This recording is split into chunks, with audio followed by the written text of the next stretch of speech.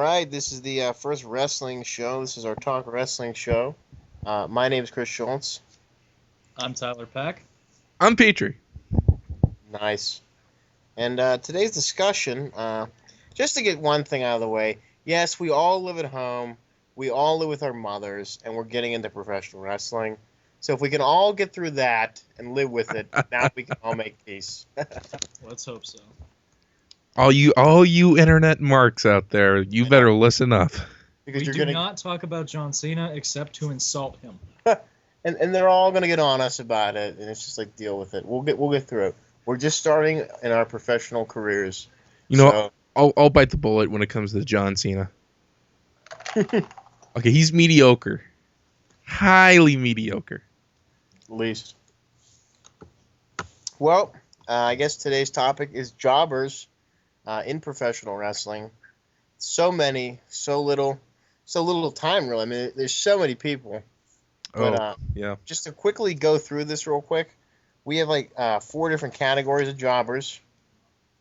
Basically, stars that turn into jobbers, jobbers that made it up to stars, jobbers that either, they got a little push or you saw the push that should have happened that didn't, and then just straight up jobbers, like they just never went anywhere, So, Pac, do you have any specific jobber you'd like to talk about first? Well, no list of jobber is ever going to be complete without Iron Mike Sharp, who bears a striking resemblance to Festus, and I'm starting to wonder if they're the same person, even though I don't think that's possible.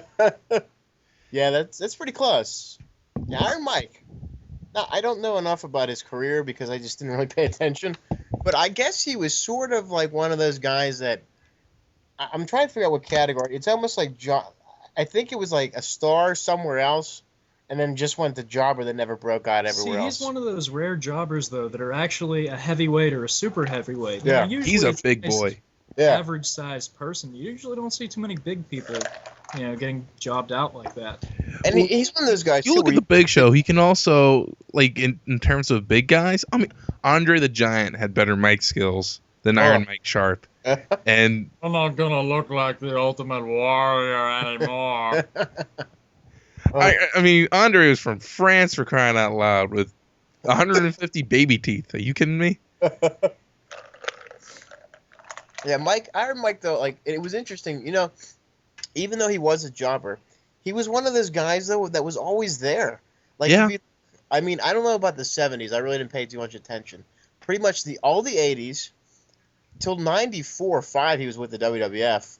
And the guy never changed his gimmick, but he was always there. And as people would evolve and championships would change and time would change, he just never did. He was just always there, and he was always Iron Mike. Iron from Soviet Union. And they didn't really job him out like they did, but they didn't. He was still one of those guys that was tough. And he'd actually win sometimes, too, and beat people. And it was actually kind of impressive. There you go. And you know what? I think Iron Mike Sharp would probably be really happy to know that people spent, even this long talking about him. See? Yes. I think he should have definitely got a classic figure for him. Why not? It's definitely the goal for any wrestler is to be remembered, if you think about it. When they retire, easily. And he's remembered.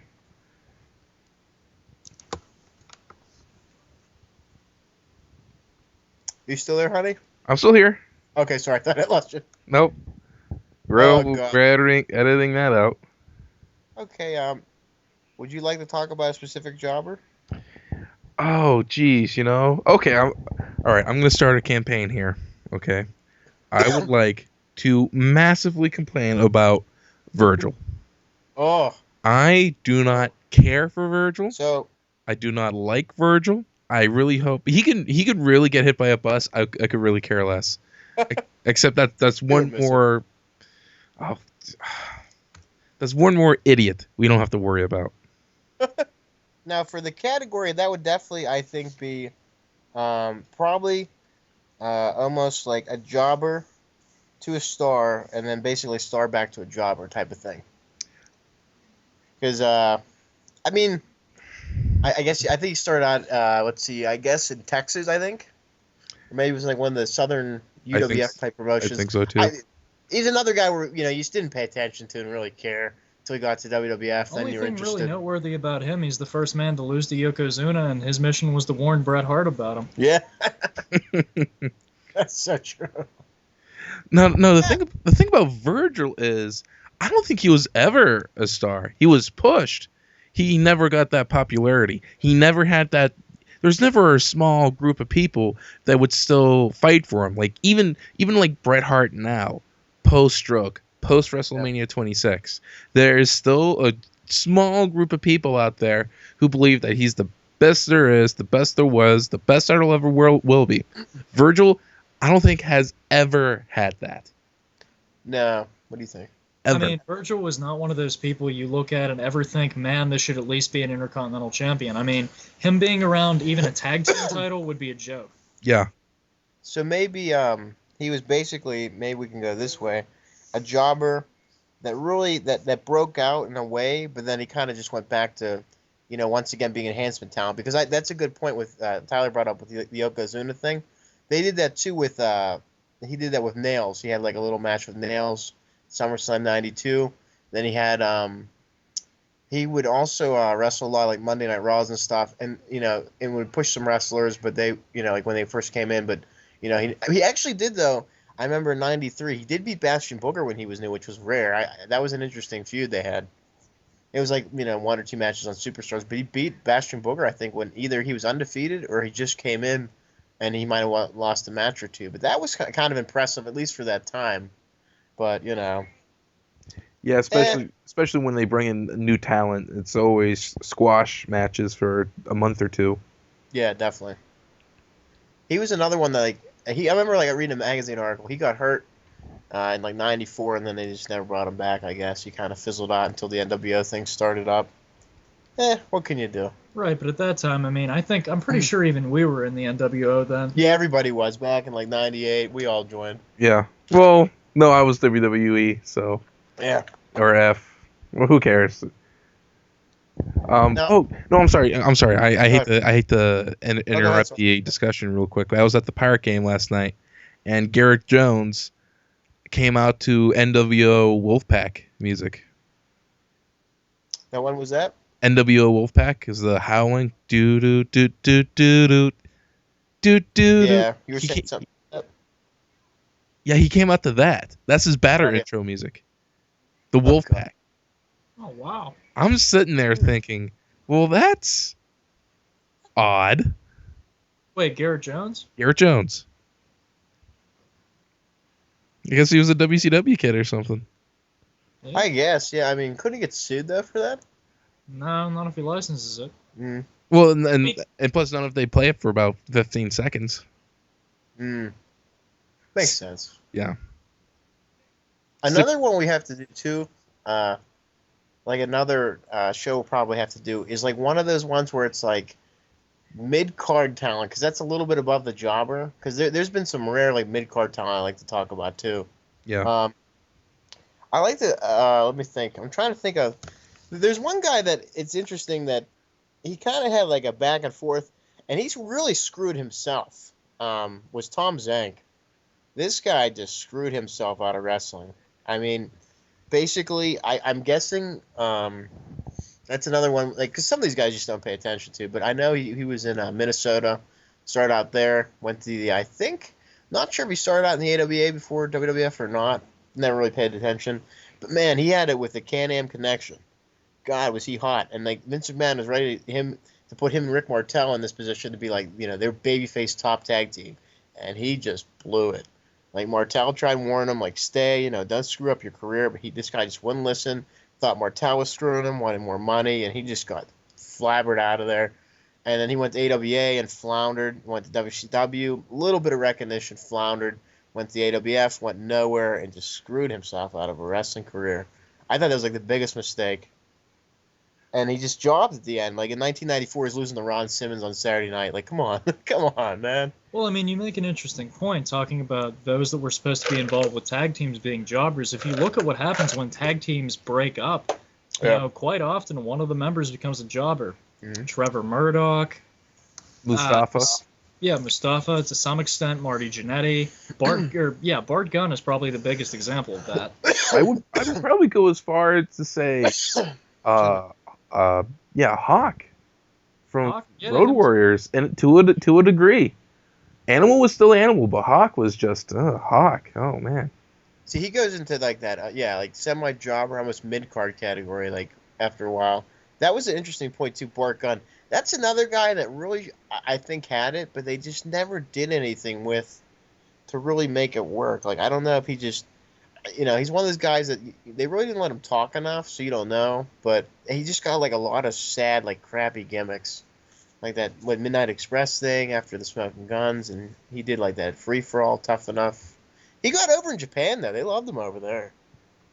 Yeah. We've also seen examples of people that weren't originally jobbers, but because of storyline writing or, the current company situation, they got turned into them. Biggest example of that from recent memory, the Sandman. Oh, yeah. He was the toughest guy in ECW. Next thing you know, you're watching Monday Night Raw, he's losing to Carlito. Oh, that's sad. And Hardcore Holly. Yeah. On WWE ECW. Mm-hmm. And even like the Sandman, like his wrestling skills weren't up to really par per se. The guy still had a great, career in ECW and, into WCW too for a little bit. But, I mean, yeah, totally just dropped him out. That's a shame. ECW got jobbed in the end, man. That whole company, when McMahon redid it, oh, my God. That's another day. Yeah. Also, just an interesting tag team I thought would, and this is another thing, too, when they break up.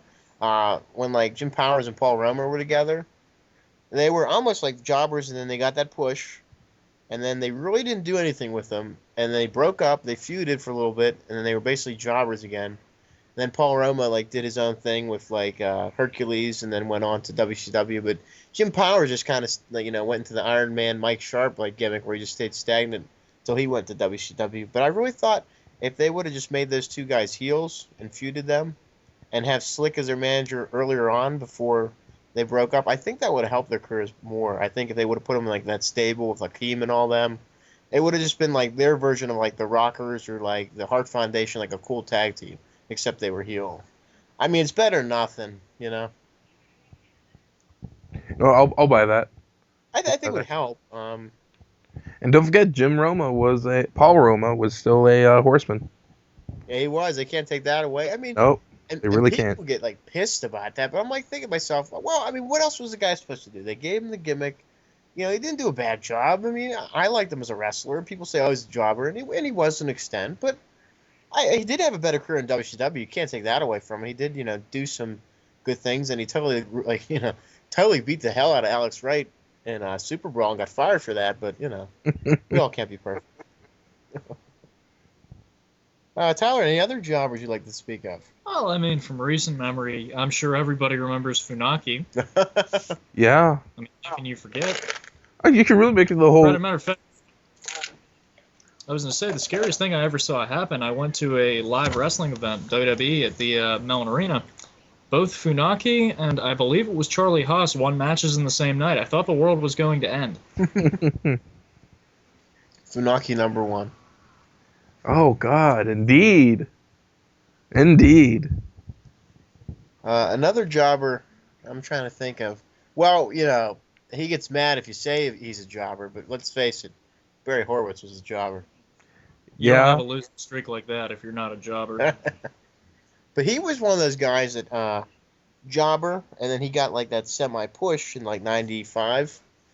And he got over because he was like the underdog, but then it fizzled out and he went to WCW and just got lost in the roster of 110. But what can you do? But yeah, total jobber. But the guy could work. He had solid matches, very quick in the ring, very smooth, just a good wrestler. But once again, timing wasn't right. But I mean, he was a guy that was with WWF for years, WCW for 4 or 5 years. Not a bad career, I would say. Made his money. Yeah, that's true. Well, here's a question. Would you consider Steven Richards a jobber? Steven Richards? Later in his career, not with the right to censor gimmick, because they actually used to win matches. Yeah, you know what? That was so hot. I figured like in 2000, because he was really flopping. He was doing all kinds of gimmicks where he was like impersonating people and stuff. Yeah. Dressing up as like the big boss man and other people. And it was just awful. But I said to myself, they finally got a gimmick for this guy. The right to censor. He was over. He was a big bad guy. He was not like the dick. top or anything. He was. He was amazing. We may never see something like that from him ever again. Yeah.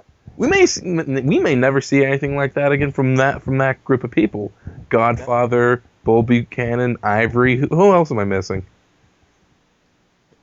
Val Venus was there as well, Yeah. I think. But like, look at that! Like, how genius was that? And they finally got that gimmick that just sparked. It's like the spark that Charlie Haas never got, but they got it for Steven Richards, man. Like, bang, they got it. Like, this is it, and it was great. Now he wasn't like a top heel. I say he was like a mid-carder type heel, but he was over, and like the people were loving it. And then they had him manage Chronic for the Invasion. I'm like, no, what are they doing? And they totally like ruined his like. I mean, his career really hasn't, resurrected a little bit with ECW. It's starting to come back a little bit now, but I think he finally grew up in TNA. Yeah. Finally grew up. But it's like, where do those guys go? That's a whole other show right there. What do you do with TNA? But who's a jobber in TNA? Come to think of it. Which is bad, and excuse me for saying this, but I think Harley Race turned into a jobber in the end. Yeah. What do you think? I don't know. It just seemed like, I hate saying this about, the King of Kings, but Yeah. Harley Race was definitely getting a paycheck towards the end. Yeah. I mean, it was really looking bad, like in WCW in 1990. Like he was like, just not with it anymore. You could just tell. Well, here's the question: as far as jobber success stories go, have we ever had any, become a notable world heavyweight champion with a gimmick change? Well, Benoit. that's what I have to really think about. Who? You could make the argument for Benoit. Yeah, definitely, 100%. From Pegasus Kid to Wild Pegasus. And he was like one of those guys that kept on floating out of the fence too. Like he would be in WCW, go back to ECW, Japan. Yeah, I mean. Yeah. And up until 1992, as a singles competitor, you could possibly say Shawn Michaels, because until he beat the British Bulldog for that belt, he really wasn't doing a whole lot. Yeah, Shawn who? Yeah. Michaels. No, I'm saying Shawn who? Yeah. Yeah. Like, oh yeah. Mm-hmm. Yeah, it wasn't. I mean, basically the reason why I think he had decent success with the Rockers because he was in WWF. Like if he would have been in WCW trying to pull that off, that just wasn't. No. I would definitely say too, for tag teams, just to throw this in there, definitely the Rock and Roll Express. They just went in the gutter in the '90s, man. They got old quick and they just got slow and they did nothing. Like they were a tag team that was always there too. Like they had like the Mike Sharp syndrome. They were always there, same gimmick, but just not working. Yeah. I say they pretty much died in like 1994. That was pretty much the end of them. 95. The second time around, like when they were on Nitro and stuff, losing to like the Horsemen, they just get murdered every week. I remember Cornette's little invasion of the NWA with WWE. They just really paraded the corpse of the Rock and Roll Express. They really did. He did. That was bad. Definitely we have to mention too, Steve Lombardi. Indeed. Brooklyn Brawler, man. That's not a real success in terms of Hogan or Flair or Angle, but you talk about a cult following, man. You talk about Steve Lombardi. I would say for him a company success because he would help train the guys to make them stars. Yeah. So it's almost like he was a jobber, but he's just doing it for the company, which every jobber does. But for him, it was more of like really doing it for the company, like really showing that these guys can make it or not. Mm-hmm. I completely agree with that. And the other side of the coin of that is I'll never forget when he beat Triple H. Oh yeah. Never forget that. He actually had a match with Shawn Michaels for the title too. Get out of here! When was this? He won this battle royal in like 1997. It was like in a foreign country, like India or something. Naturally. Next week, he had like he had a title shot like Michaels, I think in Madison Square Garden too. I'm not sure on that, but like that was pretty like big for the Brawler, man. See, there have also been main eventers though that were very near to becoming jobbers just because of conflicts with management. Triple H, after the whole curtain call incident, they couldn't punish Shawn Michaels because he was the champion. Scott Hall and Kevin Nash left the company. They took it out on Triple H, and he spent an entire year putting other guys over, from 96 to 97, pretty much up until 98, up until the whole DX thing. That is true. Brandon, who else do you think? Oh, geez. See, I wish I had a list of wrestlers looking at it now. Jobbers. Mighty Maccabee. No. Actually, that was a whole jobber show. I think that was ridiculous. How many guys were on that one? Yeah, absolutely. You know, we could get flamed. I could get flamed for saying this, but in ECW, you could say the FBI were a bunch of jobbers. Yeah, you could. Popular jobbers, pretty much. Pretty much, they gave everybody a close competitive match because ECW usually didn't have that many squash matches, but yeah, they did. They lost a lot of matches. They lost a lot of matches. They're normally the first ones on ECW TV. That's one thing I do remember. It was always Tracy Smothers or Little Guido or someone else having good solid matches, but always losing. If you want to talk about a jobber that almost had success and did have one title shot, who can forget S.A. Rios? I mean, thank you for giving us Lita, but other than that, he really didn't do a whole lot. No, he didn't. Nice moonsault. Had some decent wrestling ability. I mean, you're just not going to get over with an ethnic gimmick like that when there's so many other ones of them. Unless you're the Mexicools, and then they'll shove that crap down your throat. True. Well, could they be considered jobbers too? Well, they really didn't do much. Well, yeah, but at all. If you look at their singles careers, I mean, Juventud Guerrera, I mean, if you look at TNA and you remember the X Cup, he carried the Mexican team. Yeah. Oh, absolutely. I'm trying to think of another. Pretty much, you could really say any real star in the 80s. Well, here's another tag team. Probably the Killer Bees, when they broke them up, too. Yeah. Brian Blair just left shortly after, but Jim Brunzell pretty much jobbed for years. He's another guy that's kind of jobbed that. Not a bad wrestler, too. And a fun jobber would be Damien Demento. Was he funny? And he really has a cult following now. Hey, he ain't no jobber. He ain't no jobber. What are you talking about? Any of you sick little freaks out there. Hey, Mr. Demento, how you doing? Get away from me. Don't you touch me. And why sick freak on the internet. Why does anybody pick up on that? Like, this guy's on the internet. He's trying to, somebody sign him. Come on. Yeah. Manage? He can't manage? Are you serious? I know. He could help get people over. There's no doubt. Oh, yeah, no doubt in my mind. I would also have to say that one that they actually made a jobber was Owen Hart in the beginning when he was the Blazer. Yes.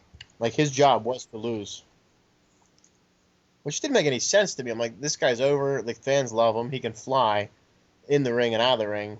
Do something with him, Owen Hart versus Liger. Amazing.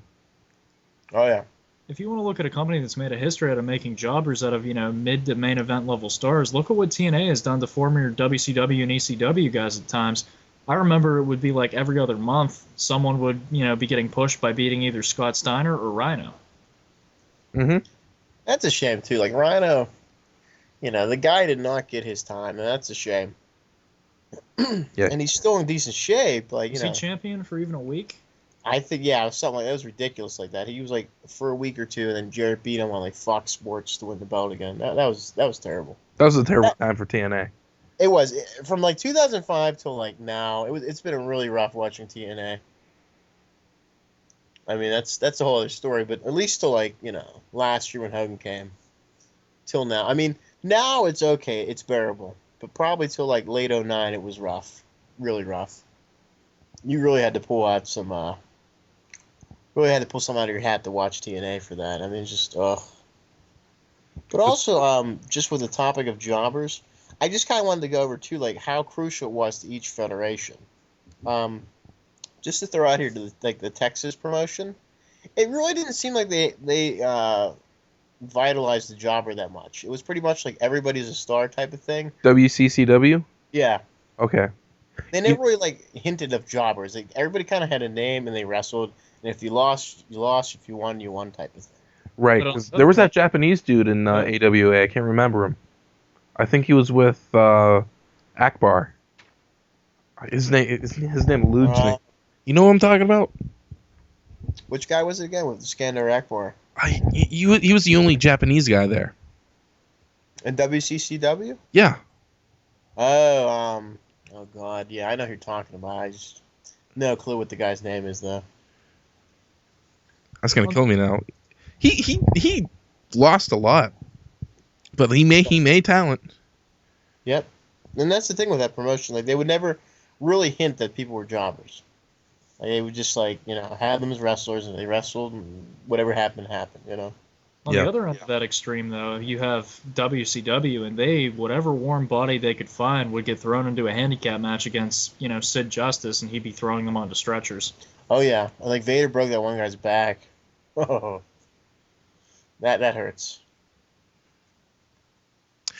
I'm sorry. I want to take it back just a little bit. If you want to talk about the lack of jobbers in WCCW, we have to talk about the abundance, the sheer overstocked AWA. Oh my God. You watch that crap on ESPN. You can watch it on demand. It is nothing but squash matches.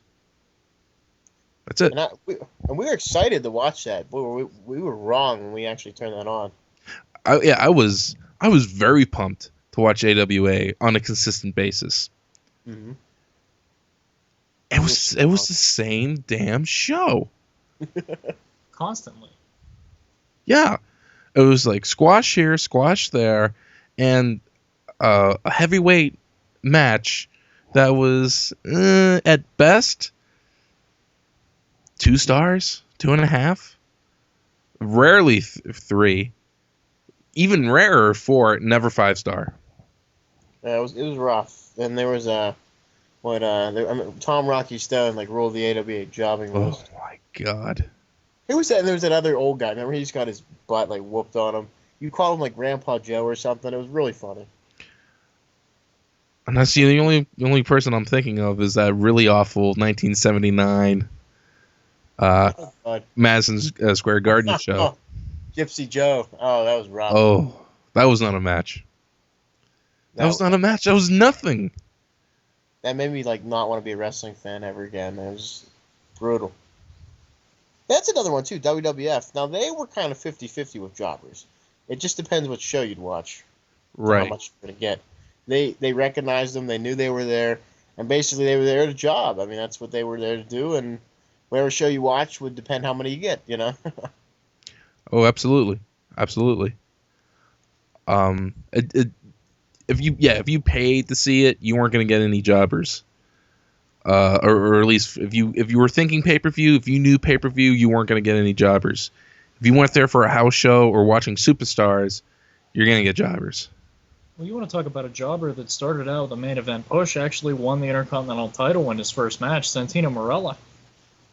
And now he's pretty much just a parody of a serious wrestler. All he does is, humorous acts and loses almost every match. Yeah, that's true. Oh, you could say that. Yeah. Jeez. I've had enough of him too. I'm like, all right. He still makes me laugh. It was funny in 08. I'm like, all right. Vladimir Kozlov too. I mean, his tag team partner. Definitely. Now that we think about it, he came in as a main eventer, rolled around like a slug with Triple H in a title match, and now he's losing to everybody.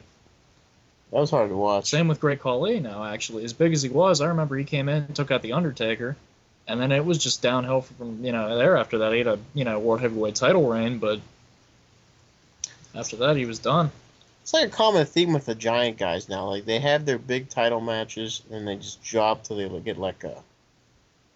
I mean, that's just what they kind of did that with Kamala, too. Remember that? With Undertaker? Yeah. And after that, it was pretty much Job City. Then he went after Hogan and Sting and all them when he was with the Dungeon of Doom, and then it was pretty much Job City after that too. So yeah, it's a pretty good case there. Pretty good case. NWA was 50-50 with jobbers. They recognized them and they tried to kind of put them the way WCCW did, in Texas where it was a competition, but you knew they were jobbers. Who are we kidding? Yeah. Oh, absolutely. Again, there's that studio show that they did. They must have ran it out of somebody's barn, and that was chock full of jobbers. Oh my God! Yeah, every week. Yeah, I hate saying that, but yeah. Another former main eventer. I mean, this was just because he was desperate for drug money. Jake the Snake Roberts. Easily. And they were begging to make him WWF champion, and it just fell by the wayside. It wasn't working. Oh, He kind of like the way of the Z-Man too, where he just screwed his own career, Except with like stupidity, it was like drugs. Good friends. Terry Funk. What do you think of ECW? Now, in Ric Flair's mind, ECW was probably just all jobbers. Like to us, there was probably a few. Like we said, Tommy FBI. Rich. Yeah, Tommy Rich at the end. Tommy Dreamer. Yeah, you could say that. Yeah. Well, there's an example of a jobber that became a success, though. Yeah. And the company guy. He was like the Brooklyn Brawler of ECW. Like, not saying like talent-wise, but for the company. But now you think ECW, he's one of the big four. Tommy Dreamer, Raven, Rob Van Dam, and Taz. Yeah. They built that company. Another former world champion that now is a jobber, Just Incredible. Yeah. He was never given a shake outside of ECW. No. He did have a few feuds with Shane Douglas for the XPW title, but I mean that's. Well, wasn't he kind of like on a hot streak in like '99, 2000? He was kind of like he was in the main events and stuff. I think he was their champion, wasn't he? At the end? XPW? No, Yeah. ECW. Yeah, he was a multiple-time ECW champion. Yeah. But he's like one of those guys too that like jobber, went to like sorta got the push and was champion. And Well, a great wrestler they had that they ruined his career because of Stone Cold Steve Austin and pretty much made him a jobber, Lance Storm. Yeah. Yeah, totally. No, can you even succeed in this business without even paying your dues as a jobber? Well, it just depends, I guess. Like it's all about timing, though, too. Yeah. I mean, Right you never place, know when right someone's time. going to step in, decide to change your gimmick, and then things are going to get hot.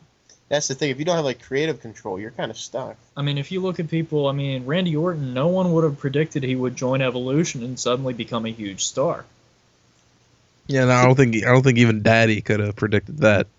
You know what though? If you got name recognition, if you're jobbing in like WWF and you're wrestling on like superstars, whatever, as long as you got a name and like charisma, you can turn your career on in no time. If you got the drive and if you got the talent and you got like some help with the creative team. I will say this though: for every Randy Orton out there, there's a David Flair. Yep.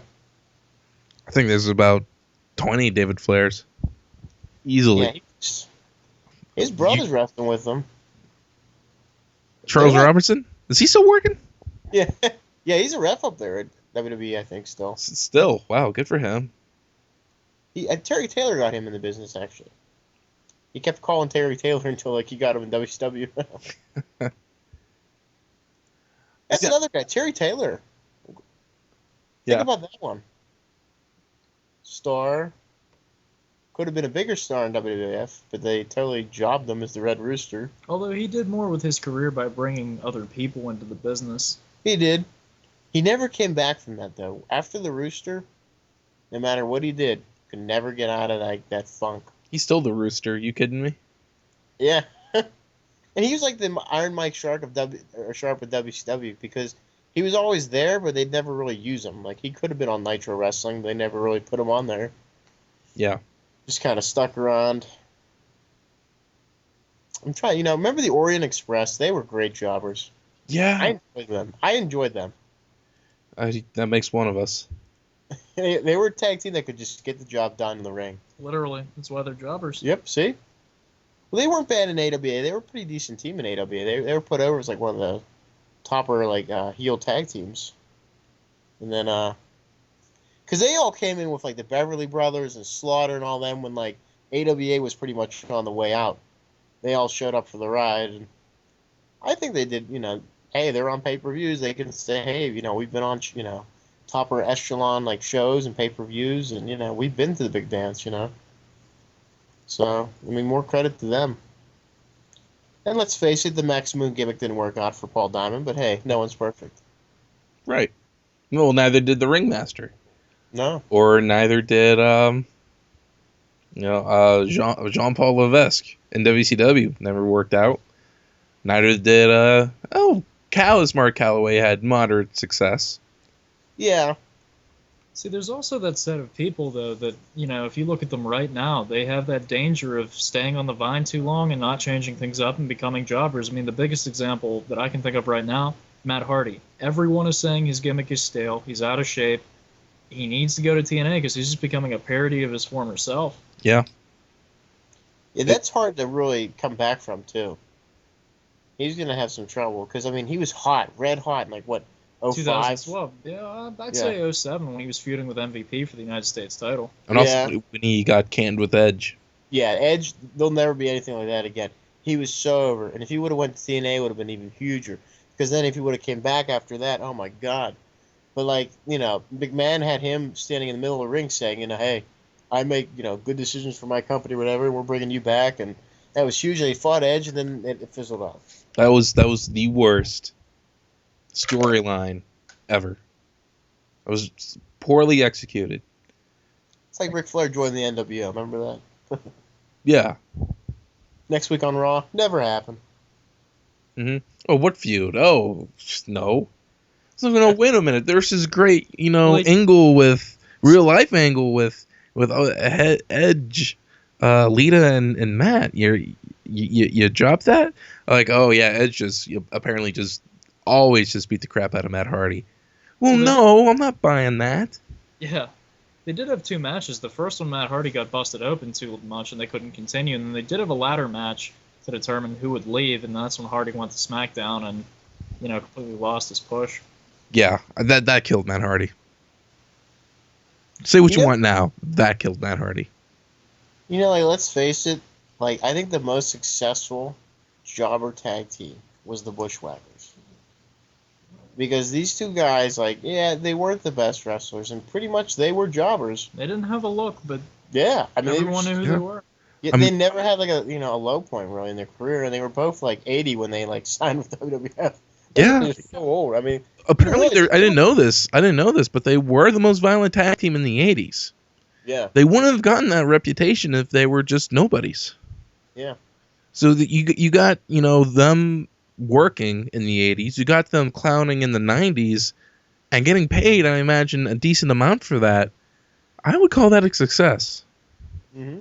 And they always had a nice little job in the WWF because they would come and go, but they would still be there where they were, still the Bushwhackers. You still recognize who they were, and I think they could have stuck around longer, even though they were stale after '93. But I think they were pretty much they pretty much after '93 came on and off in '95, '96. But they were decent. Yeah. For a singles competitor that could just never get over, even though, they tried so hard to push him. Mark Jindrak, I mean, he had the look. Yeah. He had all the physical gifts. He had one of the highest vertical leaps, could do a great standing drop kick, and he just had no charisma whatsoever, and he just got panned. When he was breaking out in 2002, on Raw, I really thought they were going to do something with him, and I really thought that this was it for him. He was by himself, and I think he fought Jericho or somebody. And, he was just, he was on his mark. It was a good wrestler. I'm this guy's got it. And then he teamed up with Garrison Cade. That fizzled out. And he did the thing with Theodore Long. And then he went with Angle and that horseshoe guy. That went nowhere. And then he just pretty much disappeared. And now he's Mark Corleone in Mexico. I mean, good luck to you. Not a bad wrestler. Maybe if they bring him into TNA, they can do something with him. He's still young enough. He's only in his early 30s. Go for it. You only live once. That's what I say. Just go. I mean, he could do the mafia gimmick in TNA, even though he's not really Italian, And neither was Tracy Smothers. You think that stopped him? No. Kofi Kingston's not Jamaican either. He's African. Is that Whoopi Goldberg's son? Or? He's also untalented, and he just runs around like a hyperactive 5-year-old. Doesn't do much for me. He's not wrestling. You don't like Kingston? He runs and jumps. Nah. I think he's John Cena on crack.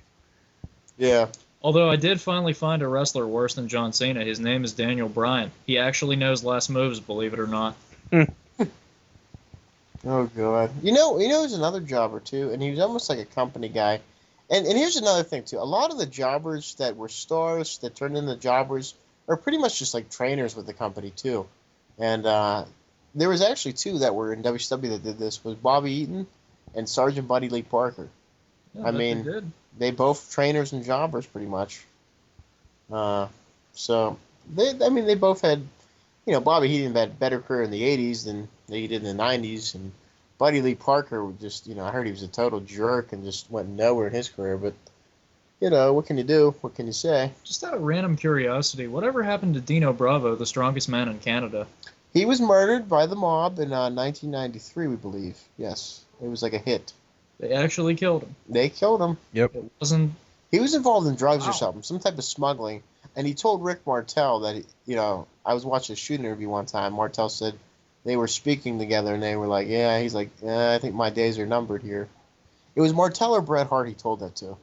And sure enough, later on, he died. Yeah. Speaking of shooting incidents, you remember Dirty Dick? What was his last name? Dirty Dick Slater. Yeah. He got shot in a bar and claimed that it was a sniper.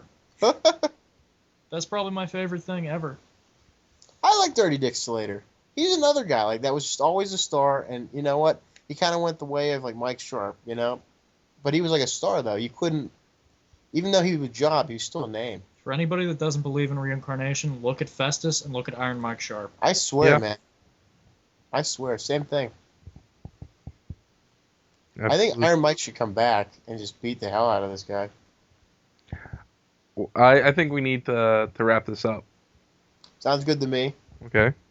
So basically, folks, this is a show about wrestling, and yeah, we know we're just talking about it, but it's all in good fun. We're not taking anything seriously. Coming up, ECW, the WCW invasion, what they could have done better, and also the ongoing debate of whether Kane is actually still the same Kane as he was in 01-02. Yeah, you wonder. That'd be a good. I can argue that. I would love to argue that. That would Sounds good to me. We'll have to go after it.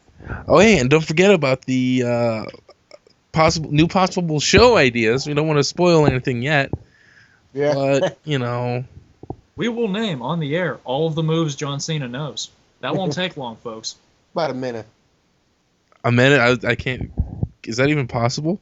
Because in order to name all his moves, you have to name a move. I don't think you can do that. Yeah, it won't take too long. What, Death Valley Driver? Actually, it's a fireman's carry. Oh, really? Yeah, because he doesn't do like the neck crook and he doesn't fall down. He just kind of drops. It's a standing fireman's carry.